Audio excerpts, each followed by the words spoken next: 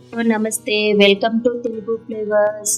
ఈరోజు మనం ఈ వీడియోలో మైదా పిండి, పంచదార వాడకుండా హెల్తీగా రాగి పిండితో కేక్ ఎలా ప్రిపేర్ చేసుకోవాలో చూసేద్దామండి. పిల్లలకు మనం అప్పుడప్పుడు ఇలా హెల్తీగా కేక్ ప్రిపేర్ చేసి పెడితే వాళ్ళు కూడా ఈ టేస్ట్ నచ్చి వాళ్ళకు కూడా ఇష్టంగా తింటారండి. ఇప్పుడు మనం ప్రాసెస్లోకి వెళ్ళిపోదాం. ఫస్ట్ ఒక బౌల్ తీసుకొని ఒక స్ట్రైనర్ తీసుకొని 1 కప్ రాగి పిండి తీసుకోవాలి. 1 కప్ రాగి పిండికి 1/2 కప్ గోధుమ పిండి తీసుకోవాలండి. 2 టేబుల్ స్పూన్స్ కోకో పౌడర్,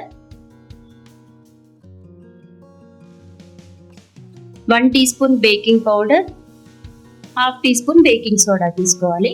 వీటన్నిటిని జల్లించి తీసుకోవాలి.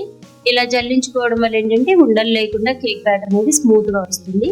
ఒకసారి వీటన్నిటిని మిక్స్ చేసి పక్కన పెట్టుకోండి. ఇప్పుడు ఒక మిక్సీ జార్ తీసుకొని 1/4 కప్పు బెల్లం పౌడర్ తీసుకోవాలి. నేను ఇక్కడ బెల్లం తీసుకున్నాను హెల్తీగా ప్రిపేర్ చేయడానికి. మీరు కావాలంటే షుగర్ అయినా వాడుకోవచ్చు. 2 ఎగ్స్, 1/2 కప్పు ఫ్లేవర్ లేని ఆయిల్ని తీసుకోవాలి. దీని అన్నిటిని స్మూత్ పేస్ట్ లాగా గ్రైండ్ చేసుకోవాలి. మీ దగ్గర బ్లెండర్ ఉంటే బ్లెండ్ కూడా చేసుకోవచ్చు. కన్సిస్టెన్సీ అనేది ఇలా క్రీమీగా రావాలన్నమాట. ఇప్పుడు దీన్ని ఒక బౌల్లోకి ట్రాన్స్ఫర్ చేసుకోవాలి.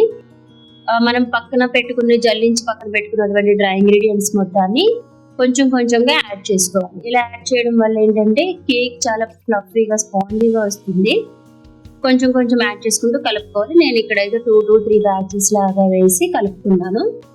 1/2 కప్ మిల్క్ యాడ్ చేసుకోవాలండి. ఒకటేసారి యాడ్ చేయకుండా కొంచెం కొంచెం యాడ్ చేసుకుంటూ కలుపుకోవాలి. మనకి కేక్ బ్యాటర్ కన్సిస్టెన్సీ అనేది మరీ థిక్గా ఉండకూడదు, మరీ పల్చగా ఉండకూడదు, మీడియంగా ఉండాలన్నమాట. ఇప్పుడు ఇక్కడ వీడియోలో చూపిస్తున్నట్టుగా కన్సిస్టెన్సీ ఈ విధంగా రావాలి. ఇప్పుడు ఒక కేక్ టిన్ కానీ మీ దగ్గర ఉన్న ఏదైనా బౌల్ని తీసుకొని దానికి నెయ్యిని కానీ ఆయిల్ కానీ అప్లై చేసి మనం ప్రిపేర్ చేసుకున్నటువంటి బ్యాటర్ని అందులో వేసుకోండి. ఒక్కసారి కేక్ టిన్ని ట్యాప్ చేయండి. ప్రీ హీట్ చేసుకున్నటువంటి కడాయిలో మన కేక్ టిన్ పెట్టేసి లో టు మీడియం ఫ్లేమ్లో 25 to 30 మినిట్స్ బేక్ చేసుకోవాలండి. 20 మినిట్స్కి ఒకసారి చెక్ చేసుకోండి.